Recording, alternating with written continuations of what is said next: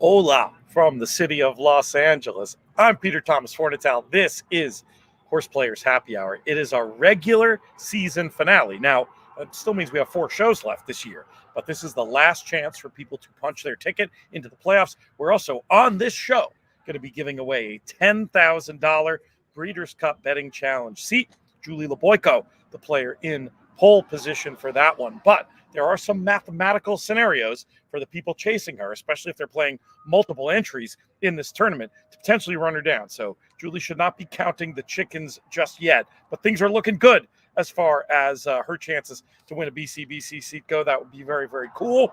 We're going to follow that story. We're going to look at 3 races from Belmont at the Big A. We're going to look ahead to the California Crown. That's why I'm out here in LA. It was the Women's Summit today. Rolled over to one of my favorites. Let's see if we can see the sign. One of my favorite breweries in Los Angeles, if not my favorite. The sign's a bit obscured there, but you can kind of see. Oh, there it is. Highland Park. Really great stuff from these guys, starting off with a hoppy Pilsner. I'm going to be having a few halves during the course of the show. I'll report on the beers. I'll make my co-host filibuster while I go to get them. That co-host, you see him there on screen next to me. He is Jonathan Kitchen from Fox Sports. How are you, my friend? PTF, it's raining out there in New York City, but you seem like you're dealing with a little bit better weather, but that's all right. No big deal. I actually found out today, or at least I realized that I'm going to have to get a winter coat. You know, I've faked it for a very long time. How did you not have a winter coat in Saratoga? Because I didn't go outside, man. I just had a hoodie and I had like a nice vest, whatever. So to get from the car to wherever I was going, it worked. I wasn't just hanging out in the streets, but in New York City, there's gonna be a little street hanging out. I'm assuming, so I have to get like a real jacket now, which is wild. No doubt about it. No doubt about it. You're gonna have to take care of that business sooner than I care to admit. But before that happens, we do have several weeks, and we have a great horse racing event in the form of the Breeders' Cup to talk about key Breeders' Cup prep action happening here and in New York this weekend. We'll probably focus on the California stuff on this show, but if we want things to talk about, hey, we could look at take a look at some of those races in New York too. I've only looked at the 2-year-olds. So you say it's raining. What are your early predictions? This is really just selfishly to help me out. What are your early predictions for how the turf is going to be playing Saturday and Sunday? Are we looking at something torrential, or is it just a little cut in the ground? Yeah, I think it's just been like a little bit just kind of dicey the last few days. I mean, at least today. It hasn't been pouring. It's just been kind of like misty feeling, I don't project there'll be any issues. The turf's listed as firm over there right now. I don't think there's going to be anything crazy. And so I would imagine that the stakes races are going to be protected, on Saturday, obviously, with the Pilgrim and the Grade 1 Joe Hirsch turf. And then on Saturday, the Miss Grillo, or Sunday, the Miss Grillo. Sunday, I'd imagine they'll all be protected, being, important races for the Breeders' Cup as well. So, on an earlier show, we did a sort of a low-key sneak preview of the Miss Grillo, because you and I had both been so taken by the buzz about and the performance of Opulent Restraint. I have to say, when I actually sit down and handicap the race, I think I might like the stablemate a little bit more even. Remember that Virgin Colada who ran up at Saratoga. It's an interesting race. We're going to have a baby talk show this week with our friends at Keeneland Sales. Have you looked at that race? I assume you haven't looked at that race yet. It's No, but these are sometimes there's certain races where decisions are made when they cross the wire in the race before. So it doesn't matter what happens. I think Opulent Restraint could be pretty special. She exits that maiden race that we've talked about a few times on the show that I thought was probably the best 2-year-old turf race that we saw at Saratoga this summer, where Raining Flowers came back and ran extremely well. As Catch Can came back and won for Jonathan Thomas. Opulent Restraint won out of there. And then Good Long Cry, who just unfortunately happens to be a maiden still, who is another one that has a lot of talent. And so I've always just kind of had an eye on that one. But I'll also mention this one too. The other Chad Brown, if you like Virgin Colada, is Marvelous Madison, who's drawn right outside of Opulent Restraint. You'll remember Marvelous Madison was the second the second race on closing day that won going 5.5 but it was pretty obvious that Chad wanted to get a start, was trying to get the horse to go longer, but unfortunately those races were rained off the turf. So he had to sprint the horse. Now gets an opportunity to go a little bit longer. I think Marvelous Madison is one that could be interesting as well, but I'm an opulent restraint guy myself. It's going to be interesting to see how those three go. I mean, it might be de facto team tactics too, coming out of that sprint from that outside draw with Marvelous Madison, whose best chance is probably on or near anyway. And if all goes wrong, maybe a chance to set up with those. But it's a more complicated race than the three Chads too. There's some other interesting ones in there. I'm going to have a full horse by horse write up of that one over at atheraces.com. We'll tackle it on Baby Talk as well. Would love to. We have a good comment from Matt Miller. I was just going to encourage other people to make comments and ask us questions about these Breeders' Cup races as well. How far are we from this next race at Belmont at the Big A, JK? We got a minute. They're still on. It's a turf race. They're still on the dirt, so we got a minute. Why don't you give people a quick cap winner, as you've been so good at doing all season long? Yeah, I mean, look, Silver Skillet has a weapon with speed. For whatever reason, they didn't use that weapon last time. It feels like Joel won't make that mistake again. So the 3 Silver Skillet at 3-2 looks pretty tough if they use that weapon. There was a time where I tried to beat Silver Skillet with Marvelous Mod, and Silver Skillet just did too much running early for Marvelous Mod. I suppose there's a world in which if Joel makes the same mistake that he made last time, rating Silver Skillet, then the 2 Marvelous Mod could win. But Joel's one of those people that he'll make a mistake on you every now and again. But when he's Joeling, he's really hard to beat. And typically, to me, he's one person that he's one of those people that a mistake really grabs his attention next time around. He doesn't seem like the type of guy. Yeah. Well, no, I mean, I just think that sometimes a previous mistake puts him on form, right? Puts him into more of a cerebral place where he's making good decisions. So I feel like Silver Skillet will be aggressively ridden away from there, and I think she'll be tough if she can just get a breather at some point throughout the race. All right, we'll see what happens there. I'll share this Matt Miller comment. I'm also working on getting the leaderboard ready. See, I'm planning ahead now, JK. But yeah, it sounds like there's some very interesting possibilities on the leaderboard, and could be resolved. Well, who knows? A $10,000 BCBC seat could be resolved in this, race in a $20 contest on the last day of the regular season. Sounds like the 2 and the 5 are for 2 people fighting for a season leader position. You give either of those runners any count, the 2 or the 5 here, JK?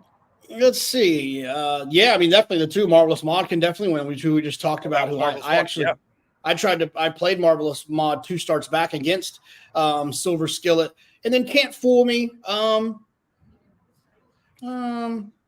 Less so. Yeah, sure. Yeah. I mean, yeah, of course, this horse can absolutely win. But it really all depends. Silver Skillet is one of those turf horses that possesses that weapon that not all of them have, which is speed. And she can finish. So ask me when they run through the first quarter, and I'll tell you if one of those 2 other horses can win or not. Well, it's funny you should mention that, because I was thinking what I might do is ask you to filibuster a little / I'm not going to ask you to call the race, but talk your way through the race a little bit, because I want to go get another beer, and I figure there's no better time to do it than when the race is on, because most people are watching that. Go get it. Helping me out that way? Yeah, go get after it there. I won't make you talk while they're milling around here, but we'll get there soon. Women's Summit was great. I don't know if you've been to one of these things, but I think you and Giovanina would really enjoy. I mean, it's yes, obviously there's some very female specific advice, but it was just one of the more inspiring meetings about teamwork and leadership and all that great stuff that I've ever been in. I really, really enjoyed it. I'm bummed I'm missing the keynote, because obviously I had this previous engagement with you and the viewers, but hoping I can next time I'm going to try to go catch anything, because I really, really enjoyed the panel discussions this morning, and it's a topic we'll be returning to on the In the Money airwaves. Also just dropped our Women in Racing podcast on the Lead podcast collab with the Jockey Club with Shannon Kelly. Shannon really took the reins in this one, as it were, and did a fantastic job producing this show. I'll let you talk through the race. I'm going to go get there's a nice dark lager off the Luke Report that I want to check out. I'll be right back. Yeah. Joel is not Joeling. He has somehow found a way to be 6th early, while Silver Skillet was tossing her head a bunch. I would say to those that have the 2 and the 5, you're drawing extremely live. Richie Migliori always says it. Don't try to outkick the kickers, outclose the closers. Well, Marvelous Maud is currently in front of Silver Skillet. With the 5, who I know also got to mention here was a Can't Fool Me, is even with Silver Skillet. You see Joelle's got her relax a little bit. They're going slow. I mean, I don't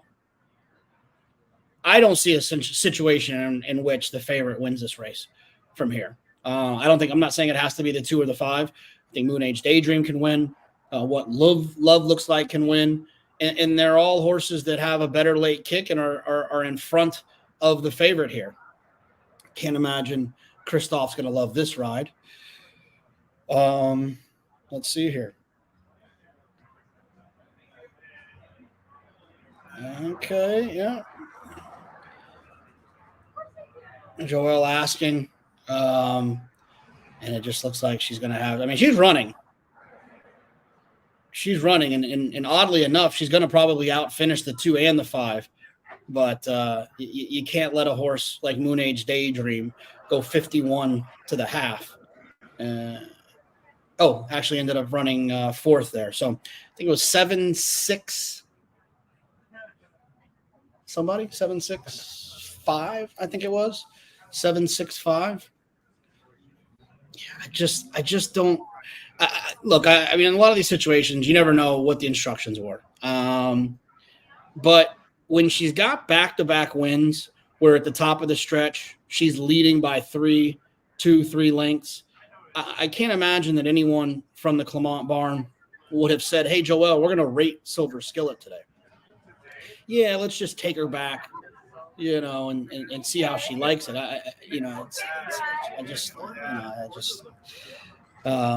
It's one of those things that I think you get from a great rider in Joel Rosario at times. It feels like you just I often feel like there's times where I just don't feel like he has a plan. And there's other times where he's brilliant. So, but there's times I really question the decisions. So, yeah, that was a curious situation. 7-6-5 and 3. Who would have thunk it? Flavian Pratt on the lead, going 51 to the half, 116 to the 6 furlongs, and is able to keep Silver Skillet out of the money. I don't know. Look, like I said, and I'm curious to see if anyone has any comments too. As it comes to riders, who's one rider that you don't feel like you ever have a grasp of? For me, it can occasionally be Joel. Freak Out in the Moon Age Daydream. Oh yeah, getting it done at 9-2 here under Flavian Pratt. That's a horse I've always kind of liked. I'll be honest though, didn't get a chance to look at the race. What happened there? Was it? Well, you would have loved her in here when you were going 51 to the half and Joel was sitting 7th on Silver Skillet. Oh dear, Joel, my man. Joel. I mean, he can be the absolute best, but he has days where I don't know what's coming. Did the horse break poorly or something? I mean, was there any? No, it was a complete grab. Complete and utter grab. Hopefully didn't cost you too much. No, I wasn't involved. I wasn't involved. Good. That's unusual for you, but good news in this case. When this goes official, we'll read this leaderboard, and then perhaps we'll do a little video that we'll then cut out and release as our California Crown coverage. I thought the races came up pretty good. I mean, the Crown itself,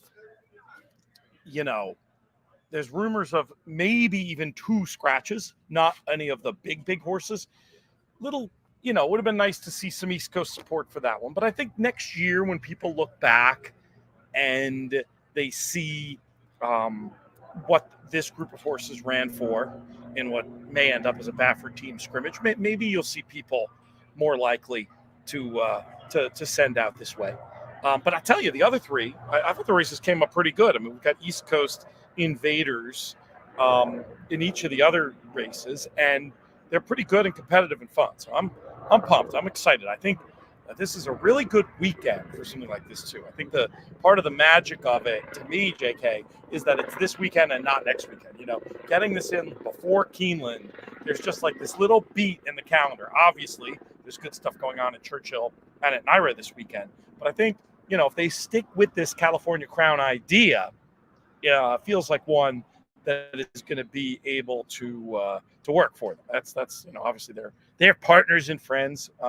So this isn't the most objective commentary in the world, but I do think it's a pretty good idea, and I'm psyched. I know you have a good excuse with all the travel you're doing these days for not having to get out here, but it does seem like the kind of event that you would typically enjoy. You know, an event day with some great racing. Yeah, when it was first announced, I envisioned being there. So yeah, I mean, it's, you know, I think that it shouldn't be lost on the situation either that, from what I understand, and I'm no horseman, but from what I understand, the changes with the Tex Sutton situation and shipping horses out there, I think it makes a situation like this a tad bit more daunting than it used to be. And so I think that kind of adds to some of the complications that some horsemen on the East Coast might think, you know, why deal with that obstacle if I don't have to? And so I think for those that don't know, go ahead. Oh, I was just going to say, for those that don't know, explain the Tex Sutton thing. Yeah, I mean, I don't like I said, I don't know it for certain, but I just know that you know, Tex Sutton used to be a much, you know, I don't know if Tex Sutton, like I said, not a horseman, just heard it in like passing or whatever, that like it's a horse transport business. Horse transport, yeah, and I just don't think it's not as easy. Not as easy to do. Right, and that is definitely a factor. But I'll tell you what, it makes it all the more impressive for all the East Coast participation they got in the races that aren't the big one. Yeah, it feels to me like, I mean, not like Santa Anita and Del Mar are the same surface or anything, but the idea of having a SoCal prep, it might be appealing to people next year. We'll obviously, you know, take a wait and see approach, see how it all plays out. Let's look at this leaderboard for today's event. 2 more players will, through finishing in the exacta today, get into our 80-player tournament, and then of course we have well, I say of course, people might not know, other top tour finishers will fill out the field. So in the end, we're going to have 80 players. So I think it's going to be, is it 36 from the exacta, and then the other, that would necessitate that the other 44 will come from top tour finishes. So there's a lot of action going on right now. Matthew McJunkin, a name we've seen a lot on the leaderboards this year, 40-90. Daniel Edwards, Trish Smith, who's often in our own comments, John Manarino, Brendan Snodgrass, John Marino, Julie LeBoyko. There she is. That's our tour leader right now, looking to improve her position with currently being in 7th place here. Raymond Ravitz, David Harrison, an Eclipse-winning horse player. Wow, we got a lot of entries today, 194. Pretty cool. So that means I'm going to go down to, 20 or 19? Top 19 will get into the qualifier on Sunday. Jose Giron, John Van Niel, Dan Wild, Rick Vasquez. I almost read this as Suresh Borman, but it's Suresh Bauman. I was like, does Sean have a cousin we don't know about? Edwin Pinato, excuse me, Edwin. Pete Dressens, who we know well. Carolyn Stovall, Tim Mazanik, and David Burke in that tie for that 18th spot.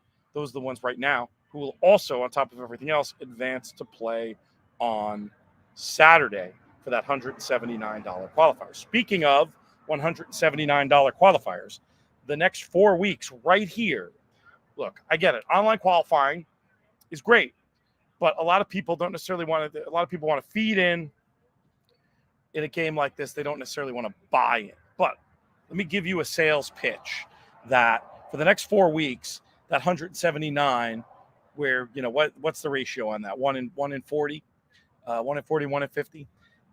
The house cut for the whole thing goes to equine aftercare. So Thoroughbred Aftercare Alliance and Therapeutic Horses of Saratoga are going to reap the benefits. So these next 4 weeks, I would say join in, because we're going to be awarding multiple, especially if we get numbers like this, multiple BCBC seats every week, and the money goes to an fantastic cause. So if you were ever going to play in an online qualifier directly without feeding in, which you can do daily with our friends over at horseplayers.com, these next 4 weeks are the time to get involved. Do you try to qualify for BCBC these days, or do you just buy in?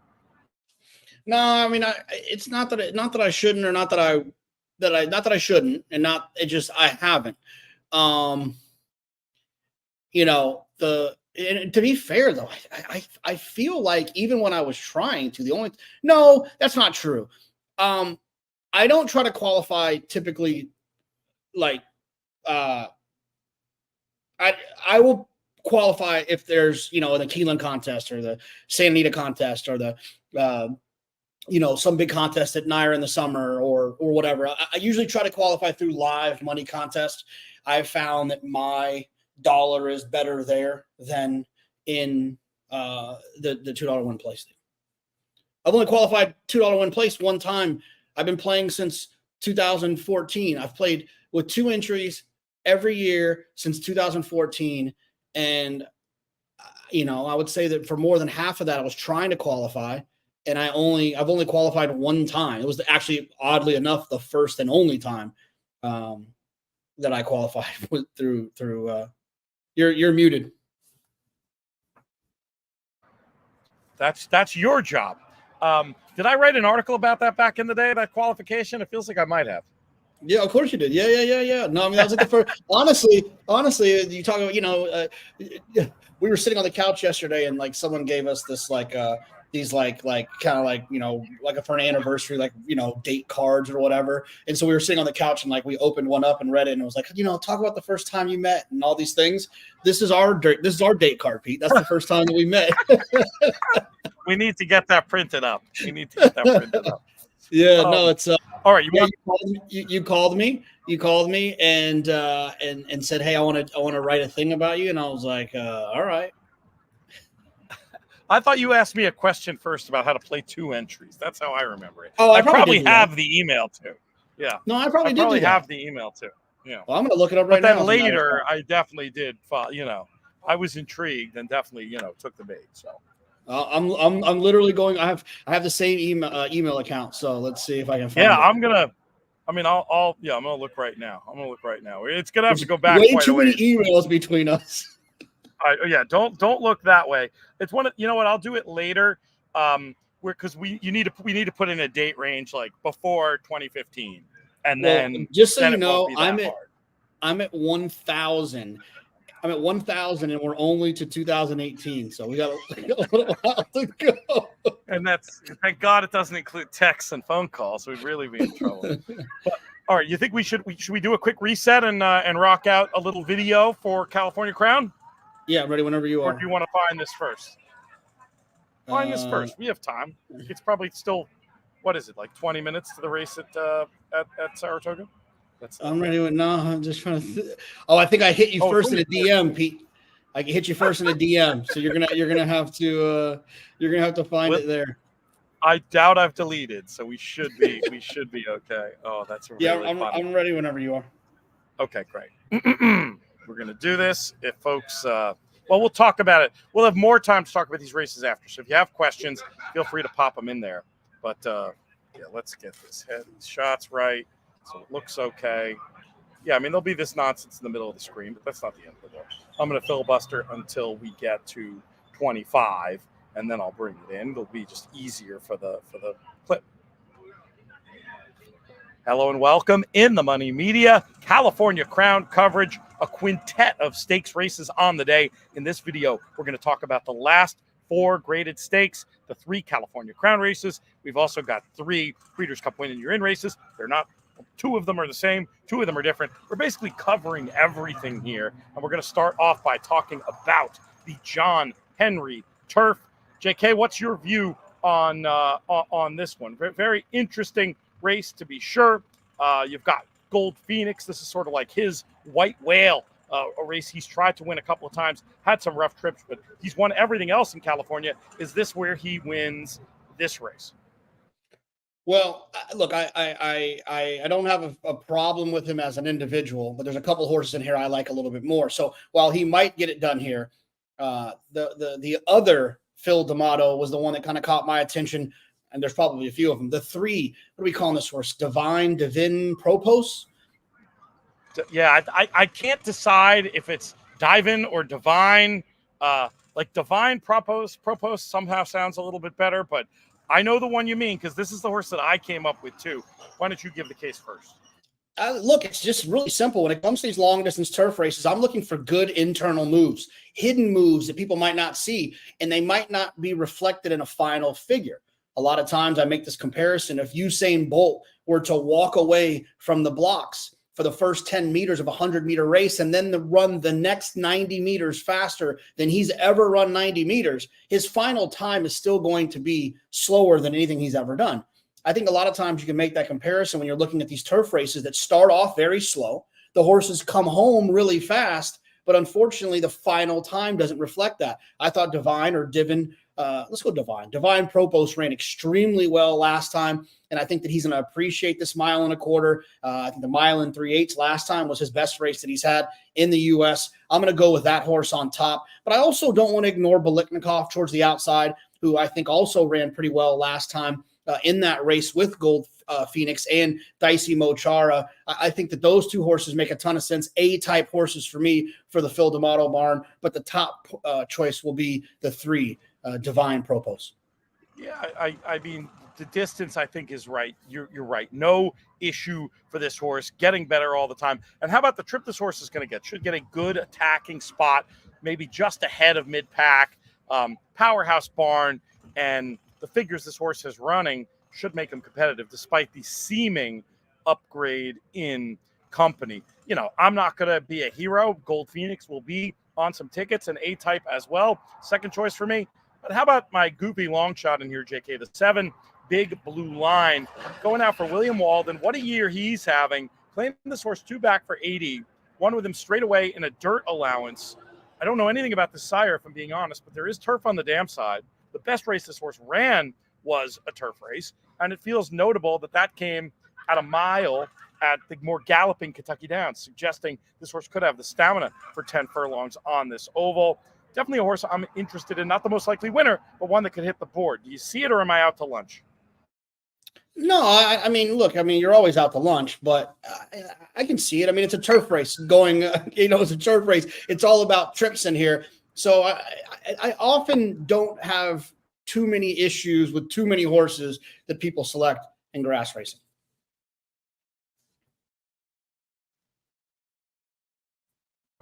Let's pivot to the next race on the card that we're going to talk about, the Grade 2 Eddie D. We're going down the hill here. Know you always like that. And we have some East Coast form heading out west in the form of Big Invasion, a horse you and I have both been big fans of for a long time. And my faith has wavered in him at times. Your faith has never wavered in Big Invasion. You had him last time. Do you like him right back here? Oh, God.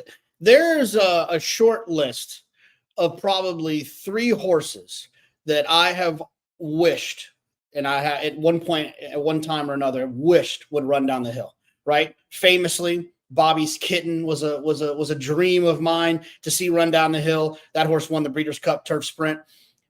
Big Invasion is on that list of horses that I have always wished would run down the hill. I think I even told the Clement crew at one point that, oh my gosh, I wish the Breeders' Cup was at Santa Anita this year. They were running down the hill because Big Invasion, I cannot wait to see him running here. There is a 0% chance I will pick any other horse in here, and I will be watching this race like the biggest fan you've ever seen when they come across that dirt, and to watch that horse on the outside come rolling, it's going to give me flashbacks of Bobby's Kitten. I love Big Invasion going down the hill in this spot. I like him too. I mean, there is some question about the stamina, but he just feels like a horse who's supposed to be suited by it. I'm not going to worry about it. He should be another one who should just get a great trip. And I think we might just get a backable price, JK, because of the questions about the downhill and just the fact that this is a big full field. I'm going to feather in some other backups in this spot. A runner like First Piece, I think, is interesting. Really likes the downhill, should get a good trip. A runner like Fast Buck, I think, is a bit intriguing. Low profile connections could end up in a good position, but more than half my money is going through Big Invasion. You and I will be rowing in together in this year's California Crown Eddie D. Let's get to the big one, the race that gives the day its name. I want to say the inaugural running, but it's obviously a race with other names that's been around for a long time. It's the Grade 1 California Crown, going 1 1/8 miles on the dirt. National Treasure versus Muth. That seems to be the storyline. Is it as simple as that? And how do you separate them if you do? I think a lot of people are going to fall for the Muth trap. And while there is an opportunity, I think, for Muth to kind of grow up a little bit, right? To show that I'm a progressing 3-year-old. Man, if you look at his last race, not counting National Treasure's last race, National Treasure had 3 races prior to that were faster at every point of call and from a pace figure standpoint and a final figure standpoint. I just think National Treasure is a little bit better. I also think that National Treasure and Muth both have similar styles, and I can't see Baffert getting too crazy with rating them. I think he's going to probably let them sit off of one another, but they're talented and they're going to run at each other. If one of them does and is able to kind of hold off the other one and win, in my opinion, it's going to be National Treasure. And if that doesn't happen, I think it sets up nicely for a horse like Senor Buscador, right? So National Treasure is the one I want in the war between him and Muth, which is weird considering the fact they're coming from the same barn. Senor Buscador is the one that I want if and when the race falls apart, which it potentially could, depending what the strategy and what the instructions are on the 2 Baffert speed types. I think there's close to a 0% chance that the Bafferts do. I think they're going to back it down. Team tactics. I mean, we've seen this movie before. I can't think of too many Baffert scrimmages where they dueled and another horse won. It has happened. I can think of, there was that Yakteen horse a couple of years ago, maybe it was, who benefited from a situation like that. But I think they're going to back it down. Here's my issue with National Treasure. The last race was bloody awful. I mean, as bad as it gets. You know, I thought it was tactics, but then there was the quotes from John Velasquez after the race that he just at no point had any horse. That just doesn't make me want to trust him. Meanwhile, Muth, very progressive. I know he was ridden last time, but I mean, he was off a 6-month layoff. Assuming he was maybe undertrained coming into that, Clocker Report will provide some intel here. If we see National Treasure as A-minuses and Muth is B's, I may reverse course here. But I do think this might be an interesting chance for the progressive 3-year-old, who I think will be a bigger, more significantly a bigger price than National Treasure than the morning line suggests. I think it's an interesting opportunity to press him. I feel like he can lock it up with them. I love Senor Buscador as a horse, but I think he's going to be flying late. I mean, Buscador becomes a little bit interesting for the Classic in that scenario you and I have been talking about in other shows for Sierra Leone. If, that ends up being some big pace burn up, Buscador is interesting, but I just think he's going to be against the flow here. We'll go head to head here. You take National Treasure, I'll take Muth, and we'll see where the chips fall in this year's California Crown. One more race to talk about in this segment, and that is the Grade 2 City of Hope. It doesn't have a California Crown designation, but it does have a Breeders' Cup Win and You're In designation. Very, very interesting race, I thought. Johannes making his return to the races in here. Who do you like to close things out on this California Crown on Saturday, JK? Oh, I love Trickery in the spot. Trickery for Graham Motion. He sends him out there with his old buddy Johnny Velasquez aboard. And this is one of those situations where you do have a progressive 3-year-old. You look at Time Form US, and Trickery's last race got a 124 at Colonial.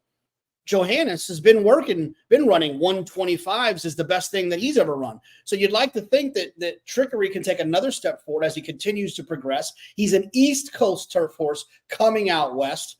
I'm licking my chops at the 4-5 I see on Johannes and the 8-1 I'm getting on Trickery. I love Trickery in the spot. Whoa, you think Trickery will be that kind of price? That would be amazing. The morning line is 8-1. That's crazy. I mean, in a great way. I hope it's right because, I mean, I don't think it is, to be honest with you. But I would love it if it were. I mean, you already made a great point. It's the progressive 3-year-old. This horse has been so cool this year. Second place finisher in that Secretariat has come back to frank that form. Should get an excellent spot. It's funny because this is one where other speed figures agree with what you said about time form, but Beyer has a chasm between Johannes and the rest of this field. But I'm just not sure it's fully warranted. Look, he can win. You can probably lock it up with the two of them, but I like Trickery. I'll be pressing Trickery in this spot. And in terms of a longer shot, I could see messing around the littlest bit underneath, deeper backups with Almendaris, just because I thought he was really against the flow in that Del Mar race. Ended up finishing second. Thought he had an excuse 2-back-2 moving into a fast pace. The problem with him is he's going to need a lot of things to go right. He's going to need a fast pace, which you may or may not get. Won't affect Trickery or Johannes that much because they'll be tactical, and he's going to need both of them to underperform. So more of an underneath type for me. Trickery all the way. We are in lockstep. Godspeed, JK, when it comes to this inaugural running of the California Crown. Make sure you subscribe to the In the Money Media YouTube channel to get all of our YouTube exclusive content, and check back into space tomorrow. We've got another California Crown show with the likes of Jerry Bailey, Randy Moss, Brittany Urton, and how did I freeze? How did my brain freeze on the fourth member of this team? Nick Locke. Sorry, Nick. It's going to be great. Make sure you check it out on the In the Money Media YouTube channel. All right, that's good. And that probably brought us right to the next race, I'm gonna guess, at 1 minute. Big A. You got a quick cap winner for us? Let me just flip this page over here.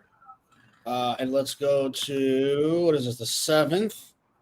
And we're gonna go with Sheriff Bianco's still running, huh? Oh, a little Blazing Sevens. He's short. How short is he? Yeah, it's too short. He's gonna be tough to beat though. That's the problem.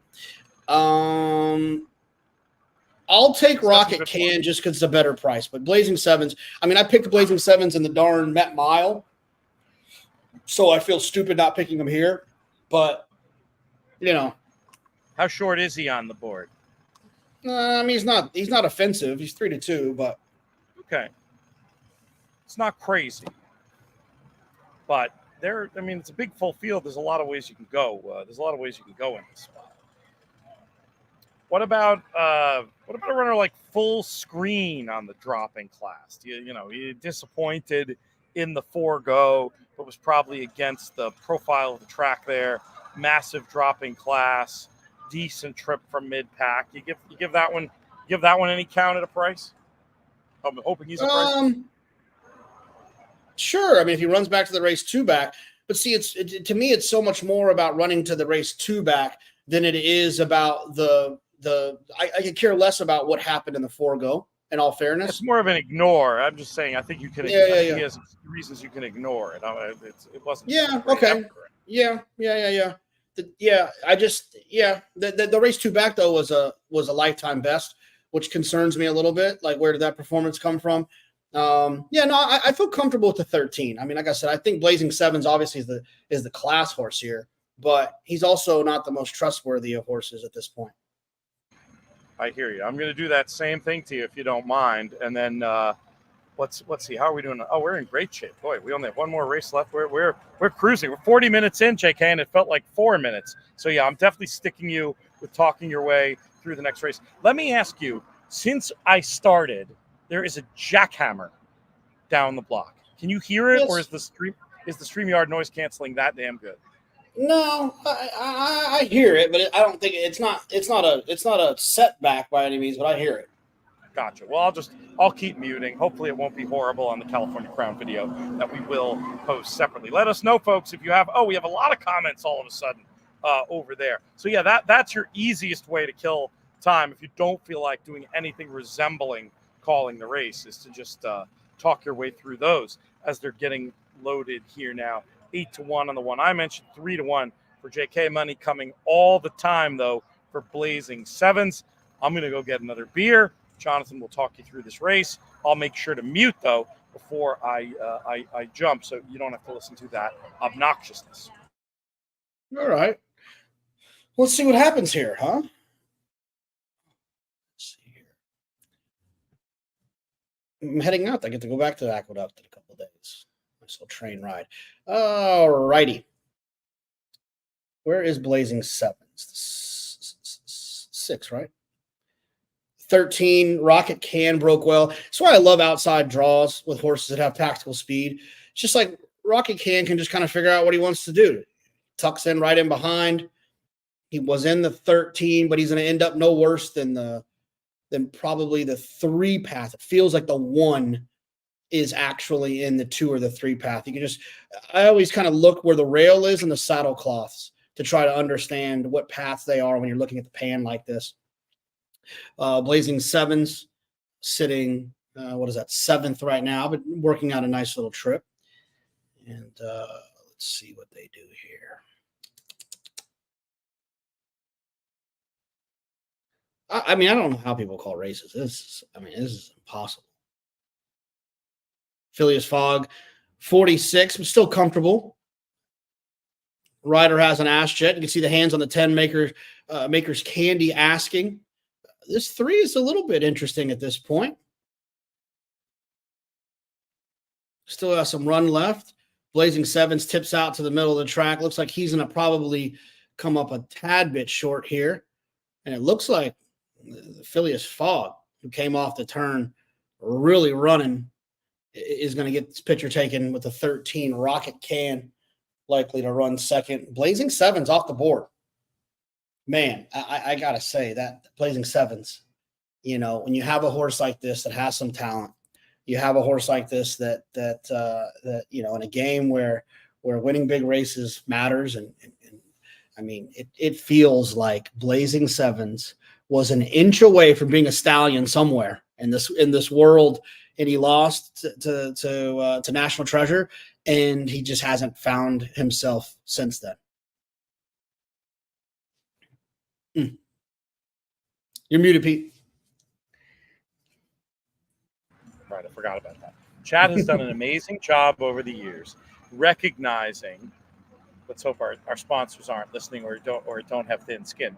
He's done an amazing job recognizing how the current racing calendar makes the Preakness a weak race, and he's had these horses that he points for that instead of he knows aren't going to win the Derby.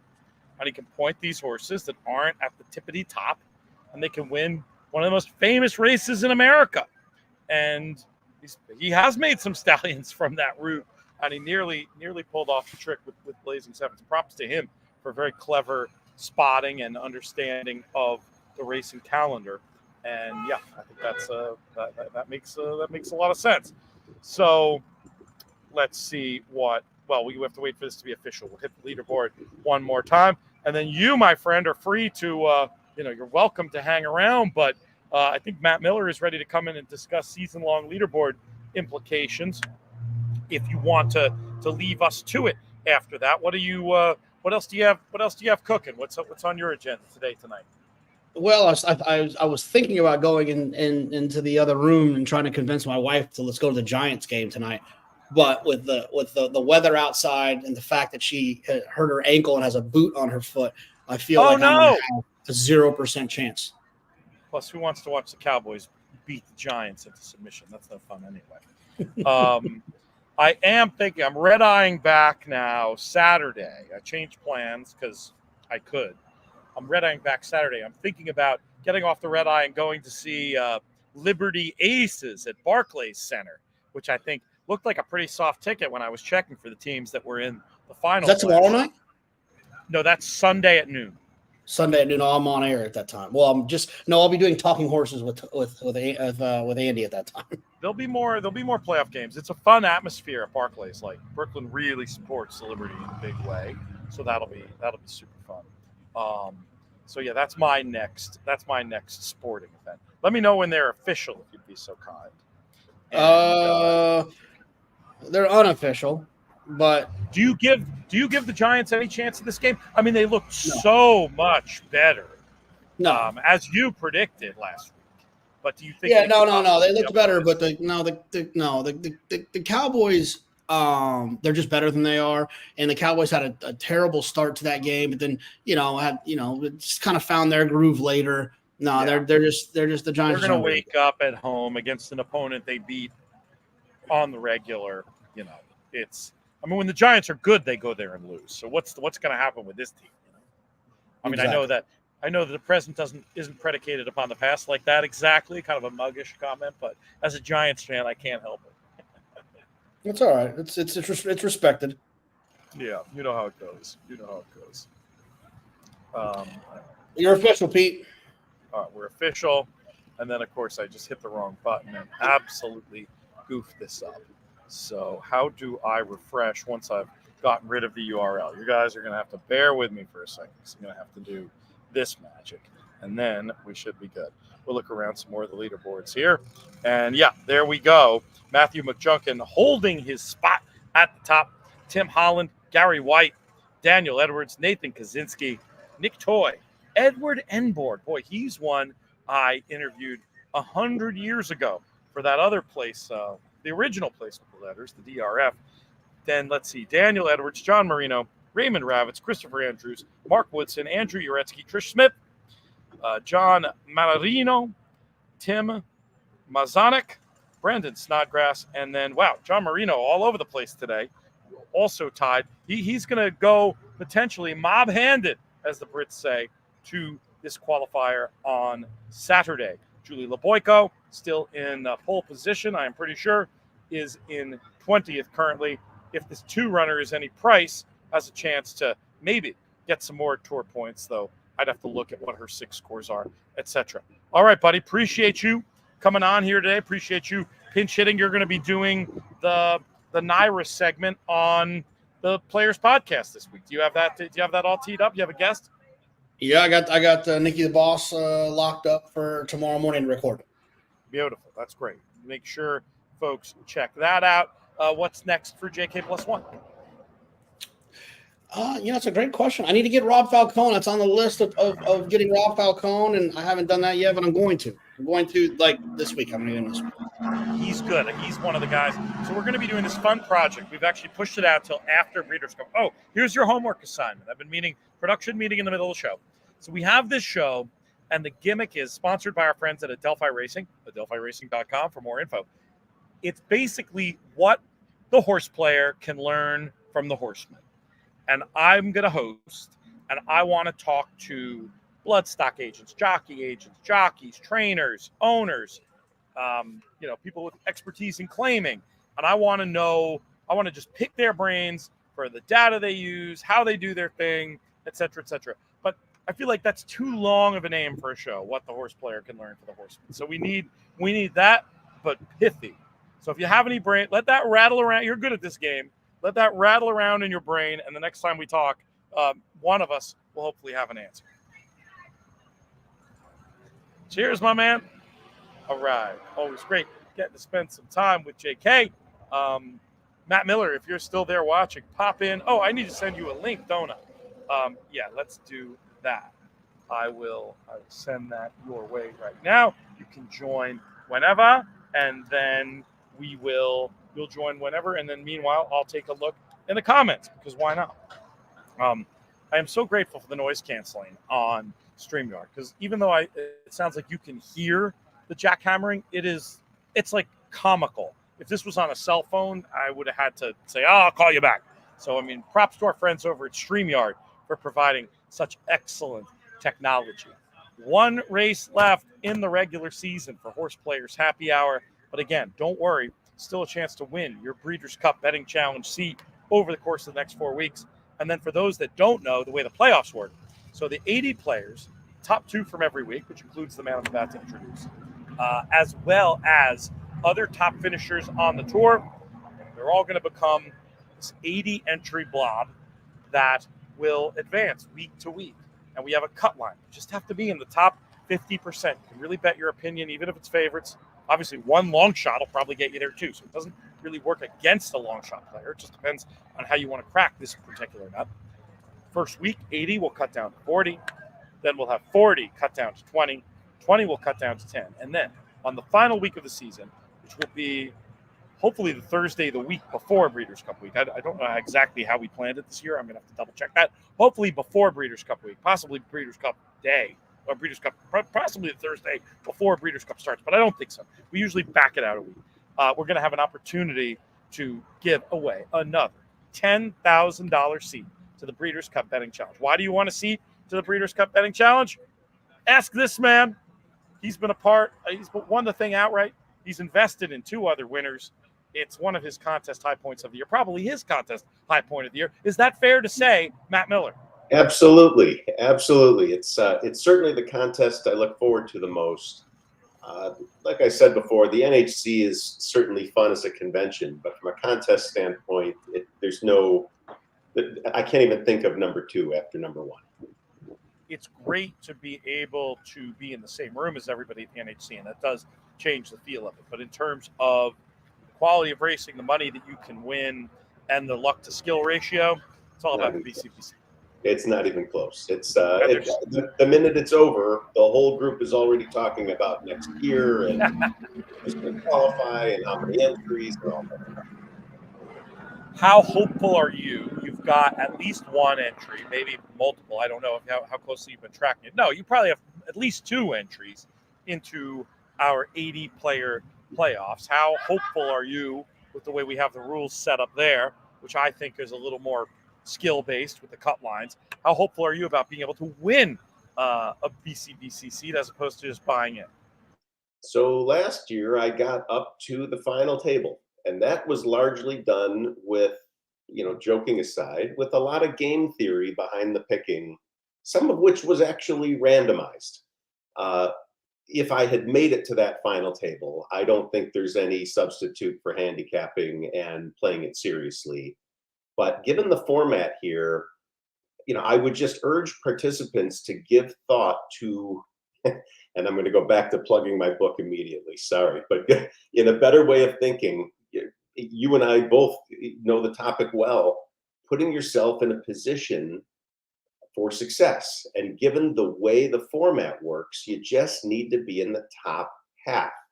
And so my strategy personally is wildly different if I need to be in the top half versus the top 1.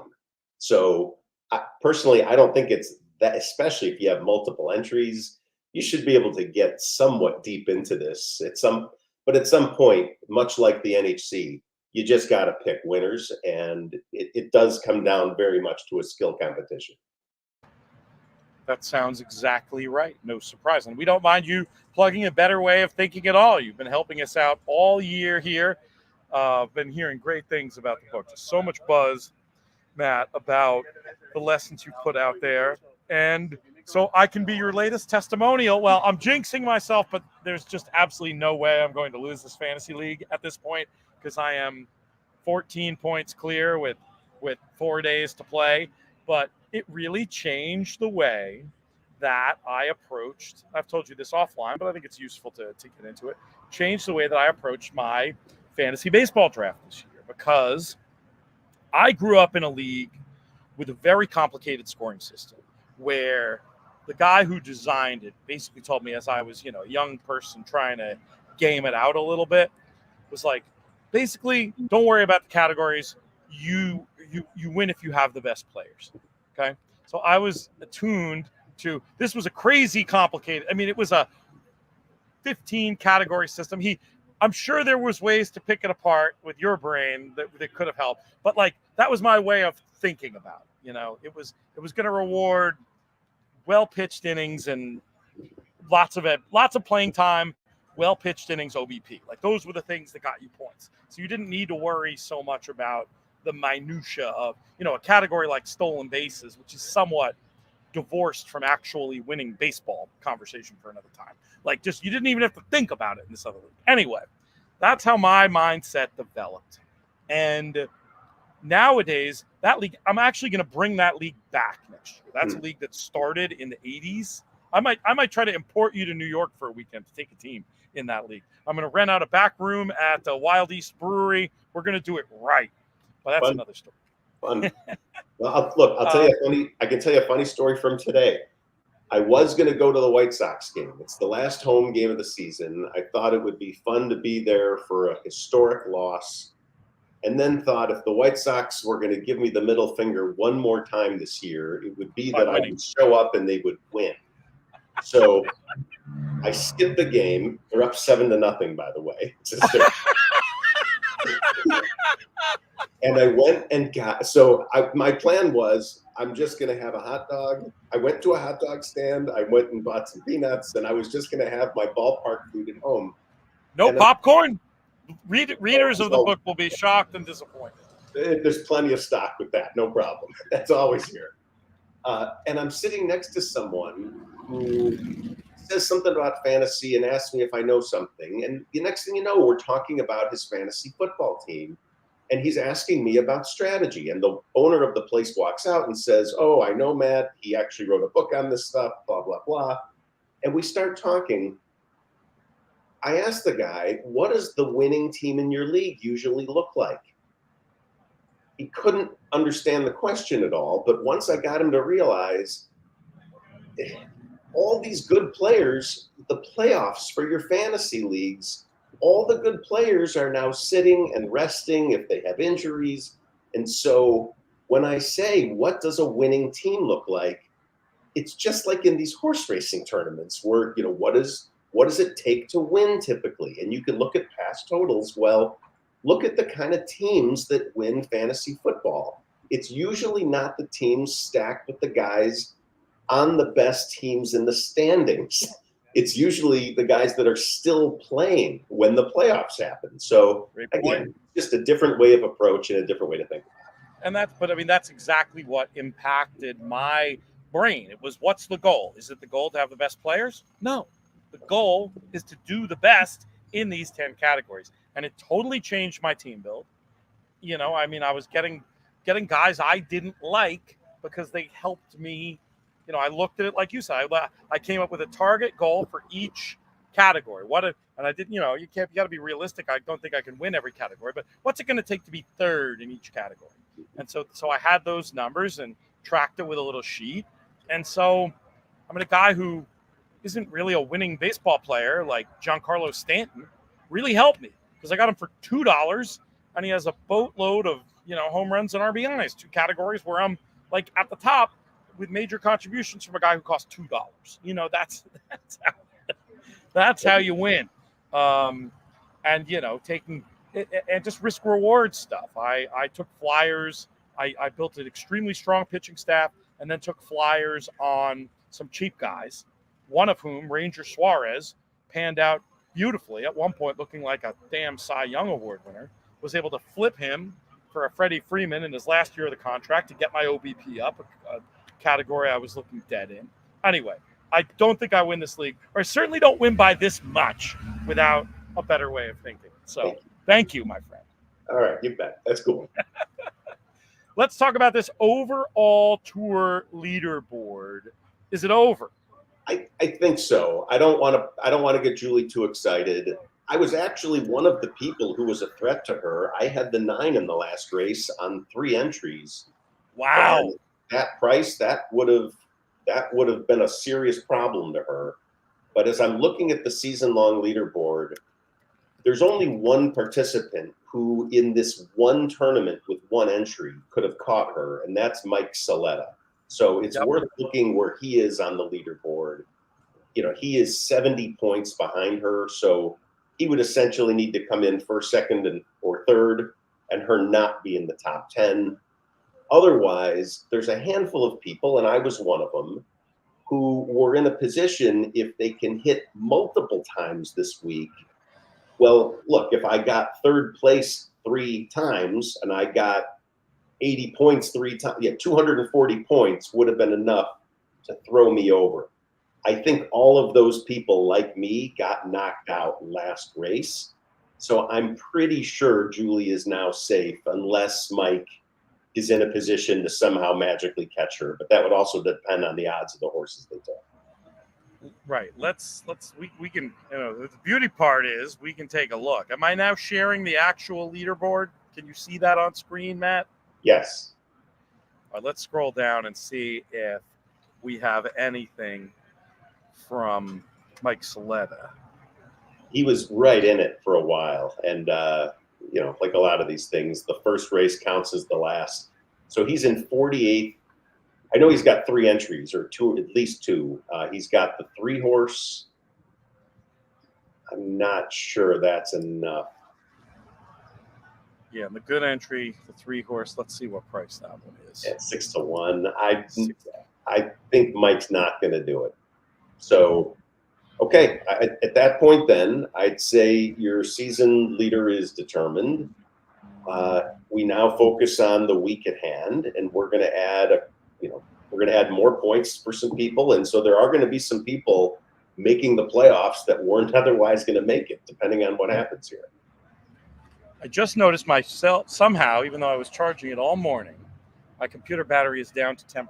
So if you see me looking around furtively, it's to find potentially an outlet, because I don't know how much time 10% is going to equate to. It's going to be close. Yeah, if you ask me to call a race, I'm just going to walk out also. I'm just going to wander around here and see if we can find I'll tour the brewery for you. This looks like there could be some power here at this nice table where people just stood up. Let's take a look. All right, so while you're walking around, let's say something nice for Matthew McJunkin. He's got a nice lead of $16.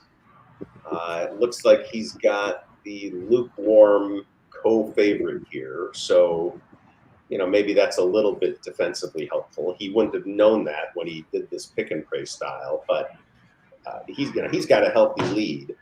The person behind him with the 7-horse at 6 to 1. That's probably enough to catch unless Matt's horse gets second. So I think there's a whole bunch of people drawing live here.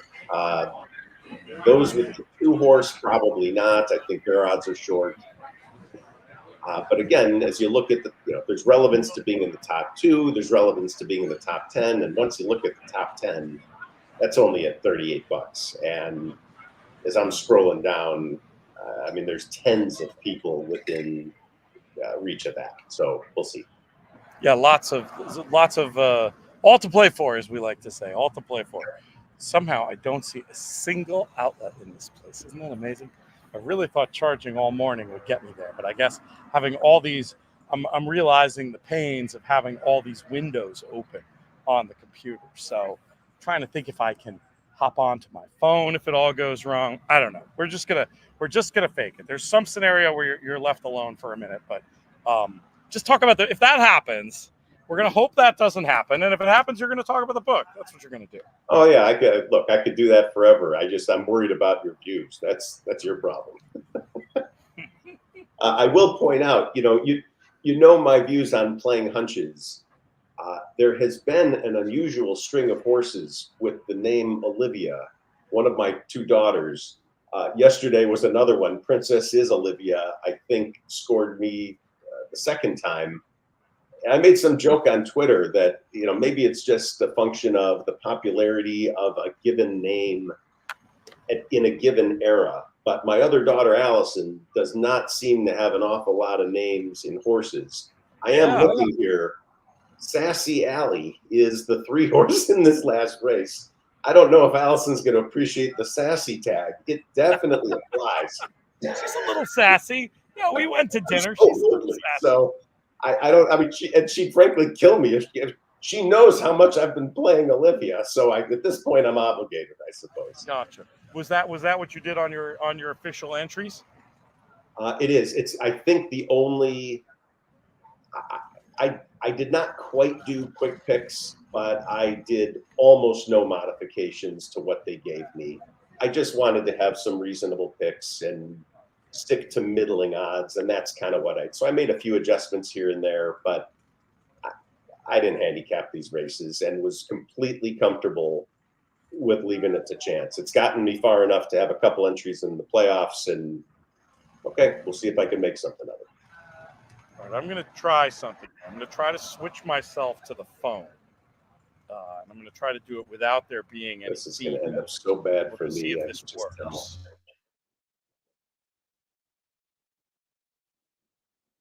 Oh, this is hell for all of us if it's more than one Pete. He's upside down now. Can't hear you. I can tell you're laughing. Are you on mute? There you go. I'm off mute now.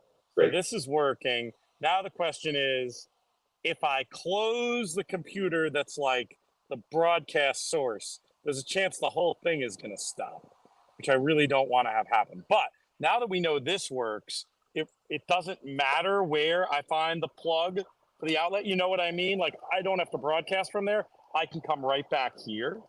So the good news is I can now just go inside, ask where an outlet is, and we should be okay.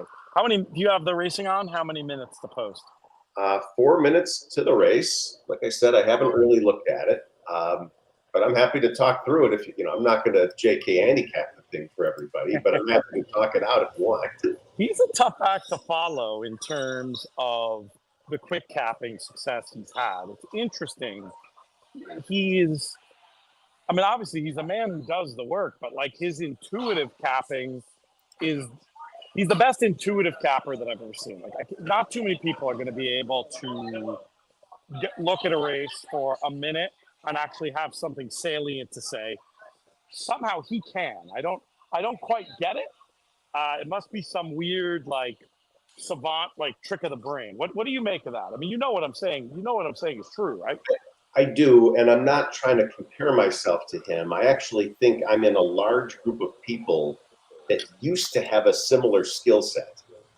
I think those of us that used to go to the OTB had an amazing ability to look up at the screens, see 3 or 4 minutes to post, and do a pretty good job of familiarizing ourselves with completely random racetracks. And that isn't something we do as much anymore, given that you have more control from home with your devices and whatnot. But I think in the OTB days, me and my buddies, all we needed was 3 minutes, and that's all it was. The results also spoke for themselves, by the way. It's nothing to be proud of.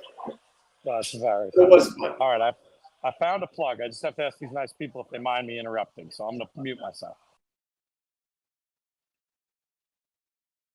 I would pay money to see this computer get stolen. These people are just going to pick up the computer and leave, and we're all going to I'll guard the door so we don't have to. I mean, Pete, we're all imagining you just having to run it. We can picture the video of these people running away from you. It'll be captured. We should have set it up. Next time we'll set it up. We'll pay Howard to run off with the computer and see if we can make that magic happen. But all right, so yeah, now it's just me and the phone. I have no other information, no other anything, just the gift of gab. So we'll try to we'll try to make it work. I think it should though. But yeah, give us a little run through. Like, who did you end up? You just took a quick pick here, but who did you end up with numbers wise, and what price are they? So I really haven't picked. So if you said to me, cap this thing quickly, where I turn, just to give some insight into my line of thinking, I immediately am looking at the double will pays, and the numbers 2 and 10 are jumping out at me immediately. And as I go to the odds board, that's no surprise or new information. I then go out to the pick 3 to see if, going out a little further gives a little more info. And in fact, the 7 got some extra play there that I wouldn't have expected to see. So between the 2 and the 7, those seem to be in the pick 3 and in the daily double, the horses that were getting some attention. And as I'm looking up at the board, 5-1 off of an 8-1 morning line on a Clement horse. It doesn't take me much longer than that to come up with that. I still have to play. I got to play Allison somehow, and I got to do that before I miss this. What I don't have is the live feed in front of me. So, gotcha. I got 2 of us. So yeah, do that and see if you can get your eye on it, just so we can follow along. If you have a way of doing that, as I do not at the moment. I do. Just give me a second. All right, there we go. Okay, so they're kind of jogging around a little bit. So I'll ask you. I'm gonna ask you this question more than once because I think I want to have you on Horse Players Happy Hour one more. Not Horse Players Happy Hour. This is Horse Players Happy Hour I want to have you on BCBC Diaries one more time, and I'll probably ask you this question again, but we can workshop it here. As somebody who's not a particular handicapper, better first, how do you approach the handicapping for the Breeders' Cup itself? What's your process? My process is to be true, and I'm looking, they're crossing over the grass, so I'll talk fast. I handicap And it. it's still probably a minute and a half. Okay. I handicap it myself. I do. I read it. I don't screw around with pre-entries. I wait for post positions, but okay, interesting. So you wait till the draw. There's nothing you do between now and then. Nothing. The only thing I might do is listen to your Monster Pod and take some notes. So what I then do is, after I have my own opinions, I will start factoring in those of you, Nick Tamaro, JK, Howard, certainly, friends whose opinions I respect.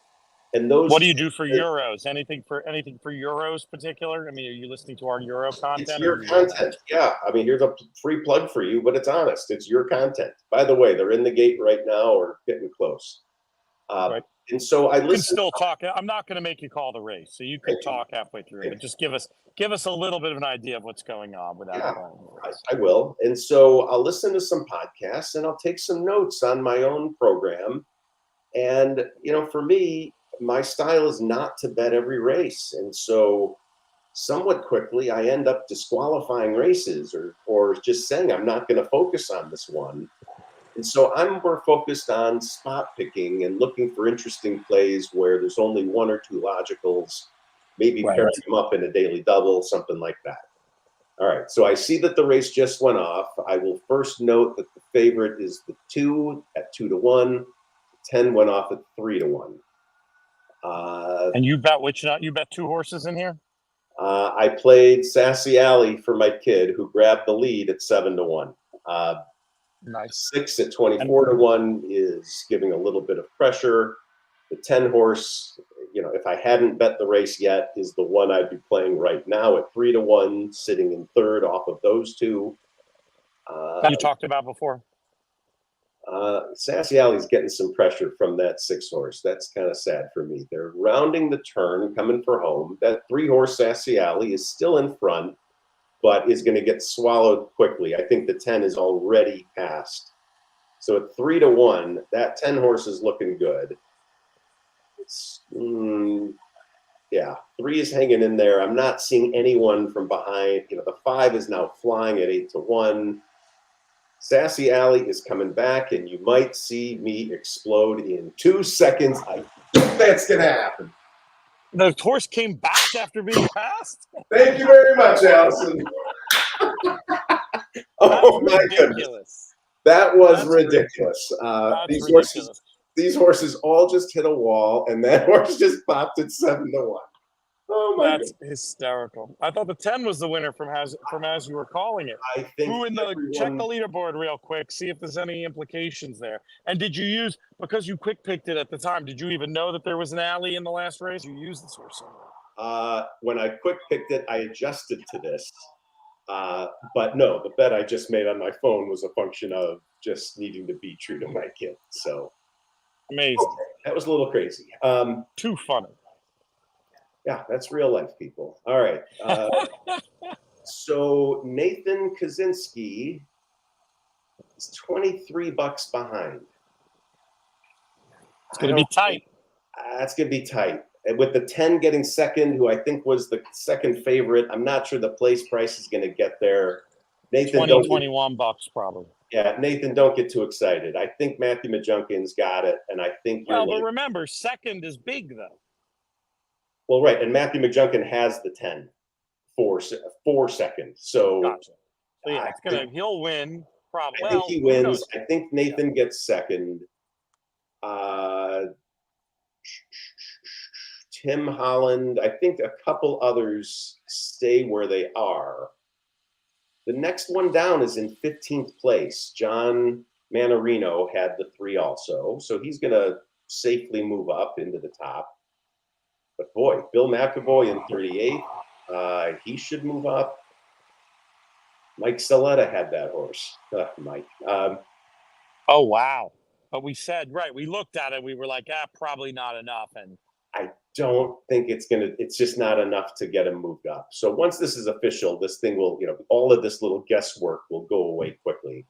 yes. And I'm going to ask you, if you can't, I can do it, but I'm going to ask you to run through the final leaderboard for today when it's official. We don't update the tour leaderboard in real time, but this really only I think we're going to know, right? Yeah. We will definitely know. And you should know, I wasn't soft pedaling on that 3-horse. That was a ridiculous comeback. I think that 10 looked gone and hung not great. I'll watch the replay and give you my honest opinion. Yeah, sometimes when that happens, it's like a part of the course is good too. Yeah, that was not acting. That was completely a ridiculous finish, and I had the 3rd best horse in there, in my opinion. But whatever. It's very funny. All right, so it's a good clip of you doing it live. We may have to show that on a future Horse Players Happy Hour. But obviously, we're going to have the tour winner this week. But we'll keep that. We'll remember that clip. Oh, it was real. I mean, that's what you get with me. All right, so let's also be real. My math skills are apparently shit. Don't tell Howard Kravitz. Nathan, congratulations. You did take over Matthew McJunkin. Really? Even with a 7-1 with the favorite that Matthew had? That's shocking. I don't really get it. What are the prices? Oh, you know what? Here's my mistake. That 10 horse got passed at the last second and got 3rd. There was a crazy closer so that he didn't have that. That would have made the entire difference. That's crushing. Right. So that was a price horse, I'm guessing, to give him a better place price. Correct. Got him there. That's what happened. So, I mean, you can see just how quickly this stuff falls apart. I mean, Matthew, that's a killer loss. Sorry. You still get second, which I think second is basically as good as first, though. I mean, exactly. unless that 10 points means something to him on the tour, he's in great shape. I think he's in great shape. So it's more just, it's nice to win, but I think it's good to have that one next to your name. But Horse Players Happy Hour, I mean, there's 10 tour points difference between first and second. It's pretty flat up there. Yeah. He should feel like he won. All right, so let's go down the board. So Nathan, nice job for first. Matthew second. John Manarino, the guy I mentioned who also had the 3-horse, he moved up to 3rd. And then, like I said, a couple people stayed the same. Tim Holland, Gary Wright, 4th and 5th. Bill McAvoy moved up with that 3-horse. Daniel Edwards, 7th. Mike Saletta, 8th. All right, I'm switching screens for a second. He was 70 points behind in the leaderboard. So 30 ain't going to do it. It ain't going to do it, but it's a valiant effort. And I'm sure how close he came. I mean, you look back at the other races today, I'm sure there's one he's going to point to that says, can you believe it? He had one as an alternate that might have been the extra 50. Who knows? But that's a heck of an effort for second. Nick Toy held on for 9th. William Smith hit the winner and moved up to 10th. Mark Woodson got that long shot for second to come up to 11th place. Oh, this is going to get fun for me. Kieran Thornton. Kieran was there. Kieran's a buddy. Yeah, he was on BCBC Diaries this week. So hit the 3-horse, made it to 12th. Edward Enborg, I heard you mention that name, hung on for 13th. And then yours truly hit that 3-horse and took the last 3 spots. No way. You're going, that's hysterical. No. Actually, I'm going to take that back. And this is really nice too, because I took 3 spots, and right behind me is Julie Leboyko, who took the next 2. So she rounds out what I think is the top 18. But as I'm looking, beautiful. It pays 19 seats, and so Frederick Reynolds is the last one in. By the way, all these people, me, Julie, Frederick, all had that winner, the 3-horse. So this was all so tight. And did I see right? There's actually 4 others that get breakage. So I hope I'm not misleading anyone or reading this wrong, but if I'm getting this right, 19th is Frederick, which should mean you're in for Saturday. And then Peter Days, Peter Dressens, James Henry, and Daniel Edwards should be getting $20 back a piece. Hey, chance to play another feeder somewhere along the line. Of course, our price goes up at $189 next week. Hope you'll still continue to support with that cut going to charity, but you know, I'm not going to hold you to it. But it's going to be a great playoffs. That was a great result in the end. I'm going to hold off on the official congrats to Julie, but I don't know how anything else is possible. So hopefully we'll get a chance to get her for BCBC Diaries this week. We'll check in with one of our regular players as well. Super fun, Matt. Great work. Thank you so much for helping me out here as I had my my battery die for me this week. Any closing thoughts from you? Any book events coming up? Anything, you know? I thought we should like come up with a virtual signing at some point or something. Have you given any thought to anything along those lines? You know, Breeders' Cup could be an interesting time to do something like that. I'd love to do it. So I got to think about that a little bit. Maybe some publicity in advance of the Breeders' Cup. You know, I think our friends there would be nice if we asked for some help, if, you know, whatever. So you know, maybe at a minimum, it's just a meet and greet, or, you know, there should be an awful lot of people there. It's been fantastic, the feedback I've gotten. I'm not exaggerating. It's got to be at least 10 people that have written to me or called me to say, I just qualified for that event or the NHC because of your book, and I want to get you a drink when I see you there. So it's completely surreal to me. So, yeah, I'd love to see people at those events. So I'm going to be at Keeneland for the second week. I'll be there, obviously, for the Breeders' Cup, and yeah, maybe we'll figure something out.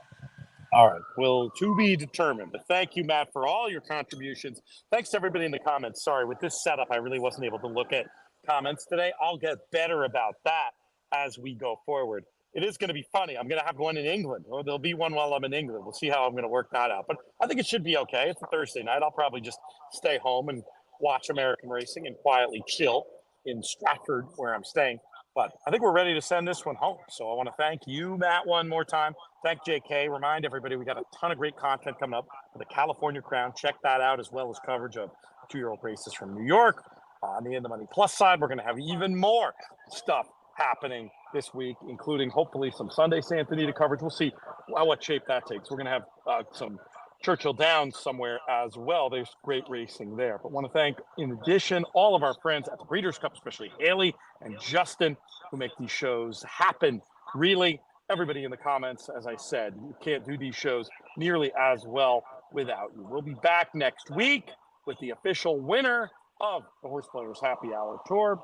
Until then, I'm Peter Thomas Fornatal. May you win all your photos.